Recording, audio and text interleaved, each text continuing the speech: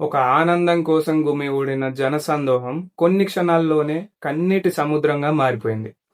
Fans craze ప్రాణాలను బలితీసుకుంది. ఇదే hero Vijay ర్యాలీలో జరిగిన స్టాంపైడ్ ట్రాజెడీ.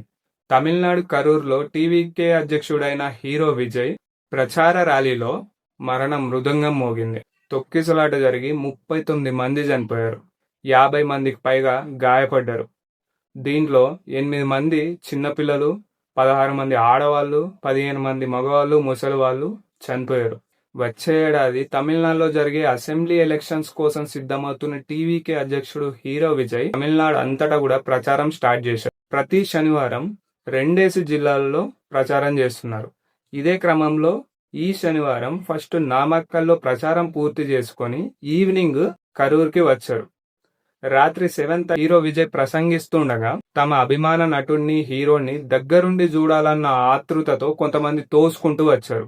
దాంతో తొక్కిసలాట జరిగి పిల్లలు, ఆడవాళ్లు, ముసలివాళ్ళు అందులో చిక్కుకుపోయారు. అన్కాన్షియస్ స్టేజ్ లోకి వెళ్ళిపోయి స్పృహ తప్పి పడిపోవడంతో సిచ్యువేషన్ చాలా డేంజర్ గా మారిపోయింది.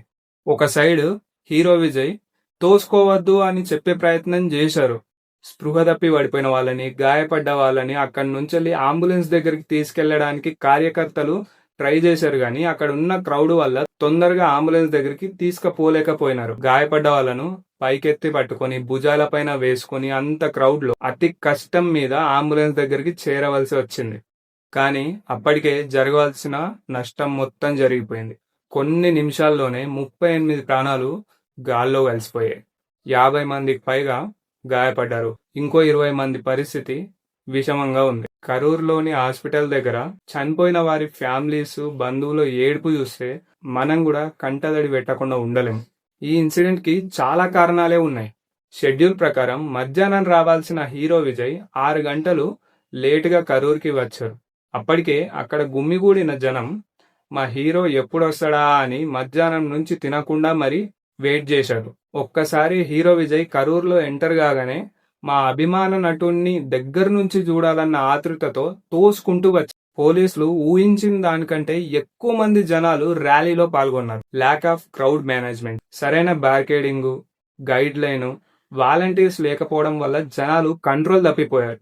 అండ్ ఎమర్జెన్సీ ఎగ్జిట్స్ లేకపోవడం వల్ల భారీ ప్రాణ నష్టం జరిగింది. జనాలకి అవేర్నెస్ లేకపోవడం, ఫ్యాన్స్ క్రేజ్ కారణంగా మన సేఫ్టీ కంటే మన హీరోనే ఎక్కువగా చూడాలన్న ఆతృత, ఎగ్జైట్మెంట్ ఎక్కువైంది. తోసుకోవడం, ఎగబాకడం, ఒక డిసిప్లైన్ లేకుండా ప్రవర్తించడం వల్ల తొక్కిసలాట జరిగింది. Management negligence. Management only hero entry, fans show మీదనే ఫోకస్ చేశారు, కానీ సేఫ్టీ ప్రోటోకాల్స్ మీద అస్సలు ఫోకస్ చేయలేదు. మాక్ డ్రిల్ చేయడం, సేఫ్టీ ప్రోటోకాల్స్ ని ఫాలో అవడం అస్సలు చేయలేదు. మొన్ననేమో సంధ్య థియేటర్ స్టాంపైడ్, నిన్ననేమో చిన్నస్వామి స్టేడియం స్టాంపైడ్, మళ్ళీ ఈ రోజేమో కరూర్లో స్టాంపైడ్. అసలు ఏం జరుగుతుంది? ఈ స్టాంపైడ్స్ ఇన్సిడెంట్స్ కి కారణం ఎవరు? మనమే. ఎందుకంటే ఫ్యాన్స్ క్రేజ్ తోటి మనం మన హీరోలని మన హీరో అనుకుంటూ వాళ్ళని అందనాలని ఎక్కిస్తున్నాం. కొంతమంది హీరోలు అయితే మేము ఈ భూమి మీద పుట్టలేదు, డైరెక్ట్ ఆకాశం నుంచి ఊడిపడ్డాం అన్నంత ఫీలింగ్ లో ఉన్నారు. నువ్వేమో నా హీరో గొప్పోడే అనుకుంటూ తిరుగుతావు, కానీ వాళ్ళేమో నీ గురించి అస్సలు పట్టించుకోరు, ఒక్క నిమిషం కూడా ఆలోచించరు. ఇంత జరిగింది, ఇప్పుడు నీకు, నీ ఫ్యామిలీకి దిక్కెవరు? సరే, నా హీరో అంటున్నావు కదా, మరి మీ హీరోలు సినిమా రిలీజ్ డేట్ కి ముందే ఒక రోజు పర్మిషన్ తీసుకొని ప్రీమియర్ షోలని పెట్టి 300 ఉన్న సినిమా టికెట్ ని 1500కి పెంచుతున్నారు. ఎందుకు? అరే, నా అభిమానులు, నా ఫ్యాన్స్ అని ఒక్క హీరో అయినా నా సినిమా ఫ్రీ టికెట్స్, నా సినిమాకి 50% ఆఫ్ ఫర్ మై ఫ్యాన్స్ అని ఏ ఒక్క హీరో అయినా ఇప్పటి వరకు అనౌన్స్ చేసిండా? చేయలేదు కదా. ఎందుకు?